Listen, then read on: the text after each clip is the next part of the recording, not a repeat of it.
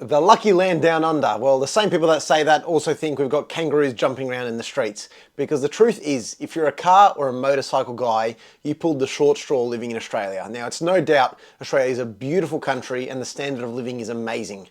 But for us car and bike guys, well, we're in a bit of trouble. And this video is my 3 reasons why Australia sucks to be a car guy. My name is Nick and welcome to my new channel, Performance Nick. If you love cars and money, well, you found the right place. I do it all when it comes to performance cars, from reviews, mods, opinions, and most importantly, advice for how to make money through cars and how to get the cars you want. Anyways, let's get right into this video. Reason number 1 of why Australia sucks to be a car guy, it's the availability of cars. Now, we're just this little rock floating away from everyone else. And when there's less availability, that means the prices of them have to go up. For example, only 4.4% of worldwide Porsches were delivered to Australian shores. And keep in mind, the majority of those cars, probably about 75 to 80%, were Macans and Cayennes.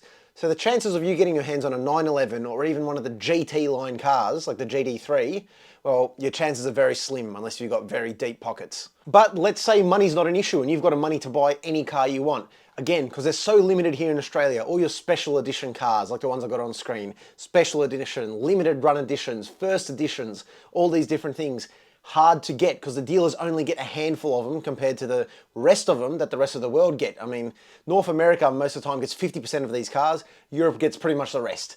And then we're stuck with 4% pretty much. So if you want one of these rare cars, the dealer actually has to allocate it to you because you and your other rich mates all want it. But let's say they've only got 5 and there's 50 or 100 rich people that want that car. Well, the dealer gets to choose who gets it. But let's say you're not looking for anything super unique and you find a sports car that you want. And for example, it's $150,000, the car itself. Well, there's a lot of things you have to add on as well. First, you got GST, goods and service tax, which is 10%. So add that on there. Then you got stamp duty. It depends state to state, on average is around 4.2%. But here in Victoria, of course, we got the highest. So how lucky am I? It goes from 4.2 and it goes up indexed on how much the car's worth. But at a certain point, it goes to 9%. So let's add another 9%. And then the ultimate kicker, the biggest hit in the balls, 33% on every dollar over $75,000 for luxury car tax. So anything that comes from overseas, which is a luxury car, which is anything from overseas, that's over $75,000, you have to pay 33 cents on the dollar to the government to buy that car. You're probably asking, why do we have a luxury car tax? Like, what is the point of that? It's just ruining the economy. Well, the reason was we used to have these beautiful companies called Ford and Holden that made Australian cars and they ran the scene.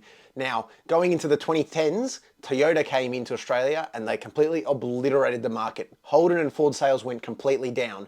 The Australian government brought in luxury car tax to promote people buying Ford and Holdens because there is no luxury car tax. They're made here in Australia. Whereas everything from overseas, over 75K, you've got to pay. Well, it didn't work. They're both bankrupt. Now they're both gone. Only thing is, luxury car tax is still here. Now you might think it only affects the ultra wealthy at the top 1% buying their Rolls Royces, but like I said, it's any car over 75K, which in today's day and age is a lot of cars. So if you bought a Toyota Land Cruiser to drop the kids off at school and go to work, in the eyes of the government, you bought yourself a luxury car and you have to pay luxury car tax. Now, for example, if this car, let's say, is $98,000, a 300 series Land Cruiser, you're paying about $6,000, $7,000 to the government because, you know, luxury car, you know, tax the rich, even though you're just a middle income earner that wants a reliable car to get to and from work. But the government, end of the day, I'm going to leave it in your hands. Imagine you're in the government's shoes and you've brought in this luxury car tax. And over the last 10 years, you've made hundreds of millions of dollars. And every year, you're making millions of dollars. Why would you get rid of it? I mean, you can control whether you keep it or get rid of it. Now, there's no Australian cars left, but I mean, do you want to turn off that tap that's making you millions of dollars? I'll leave that to you to decide.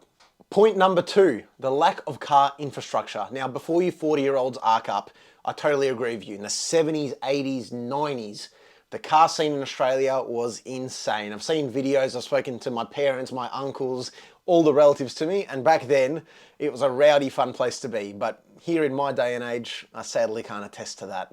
Of course, we had the iconic Aussie muscle cars in the 80s and 90s, and we had the import scene, people importing all these cars from Japan, which were way cheaper than importing them to Europe and America. So that's why we were known for having all the imports and all the fun people had back then. And then, well, the politicians and the Karens and Kens came in, and since then, that's gone down the drain. So gone are the days of the huge car events and the big car meets and the drift and burnout meets, even though I know they're illegal and bad, but they're all gone. So that whole scene has been eradicated. Now, of course, you're going to get people saying, just take it to the track, you can have fun there. Well, the thing is, the Australian motorsport scene, it's kind of died. Realistically, the only big motorsports event left in Australia is a Formula One, which obviously we can't compete in and only happens once a year in Melbourne.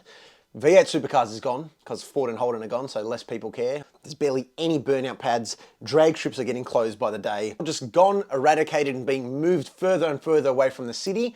Same thing is happening in America of the civilization getting closer to the drag strips and racetracks. So now people are saying there's too much noise. So now you want to go have some fun on the weekend, you've got to travel 3-4 hours to your nearest track. And that's not the worst part. There's also the cost to it. So regardless of the travel cost to and from the track, a cheap track day is going to be at least $300.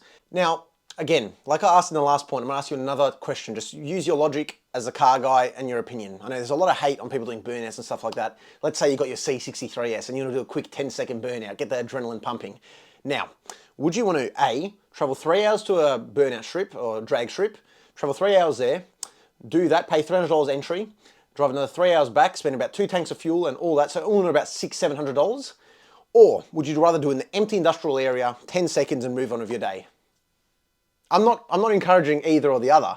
I'm just asking with your logic, if you wanted to do a quick 10-second burnout, just a bit of fun, what would you rather do? What makes more sense? And the government and the Karens that hate this car scene and the hooning and people doing this stuff, even though it's in complete desolate remote areas, well, all they do is provide complaints, not solutions. And take it to a track is not a solution. So us car guys, we're always going to want to have fun.